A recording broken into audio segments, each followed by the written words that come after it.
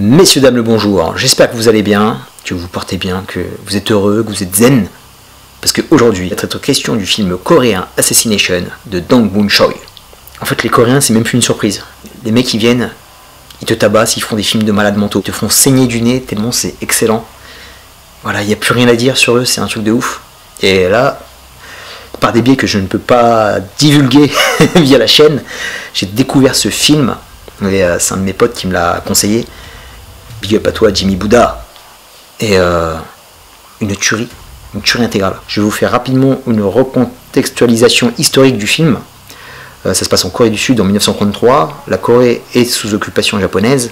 Comme ça sera plus tard pour la France, il y a un gouvernement de fortune qui s'est formé en Chine, à Shanghai. Ce gouvernement de fortune va réaliser des actions de résistance pour redonner l'indépendance à la Corée du Sud. Pour cela, ils vont former des commandos chargés d'assassiner des hauts dignitaires japonais. Une armée de libération coréenne est elle-même impliquée au même moment dans les combats du Mandchourie contre l'occupant nippon. Une équipe de 3 barbouzes est montée et envoyée à Séoul pour assassiner 2 hauts dignitaires japonais. Le scénar il est hyper classique, il nous rappelle les 12 salopards, Inglourious Basterds et j'en passe. Mais le rendu il est exceptionnel parce que c'est les Coréens. Comme d'habitude, c'est un tour de force magistral sur tous les aspects du cinéma. Tout est là.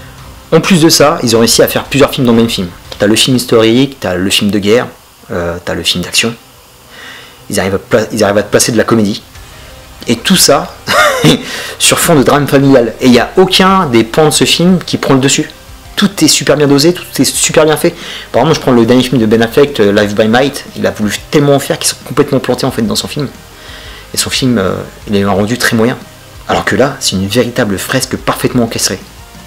Il n'y a que pour faire un truc pareil.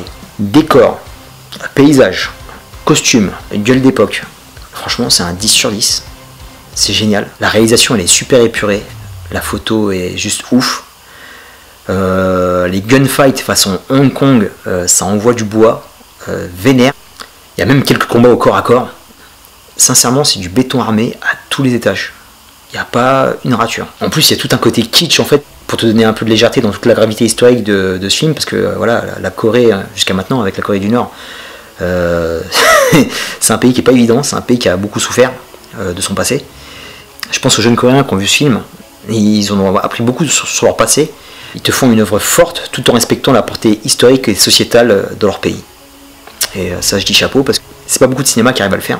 Je pense à notre cinéma à nous, le cinéma français, on a fait 1 milliard de films sur l'occupation en 39-45, sur la déportation, et t'as pas envie de les mater parce que t'as pas envie de gerber quoi.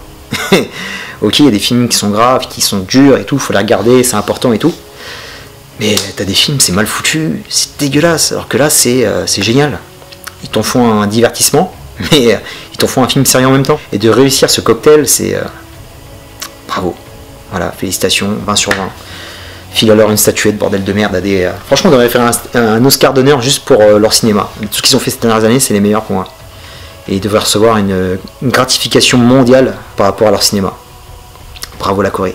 Alors le seul mini bémol, si je dois trouver un bémol, hein, parce que je suis un peu chiant, le seul mini bémol, c'est le jeu de dupe au départ. Il y a un jeu de dupe qui t'embrouille un petit peu.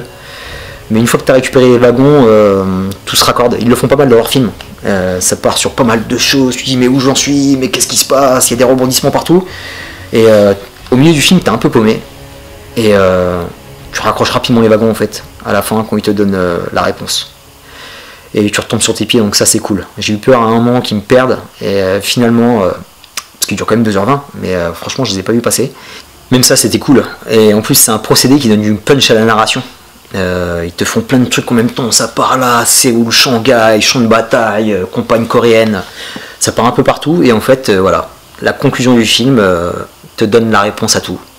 Scénaristiquement c'est très intelligent, c'est fort et voilà, bravo. Il y a 2 acteurs que j'ai vraiment kiffé et franchement je suis désolé de pas connaître le nom.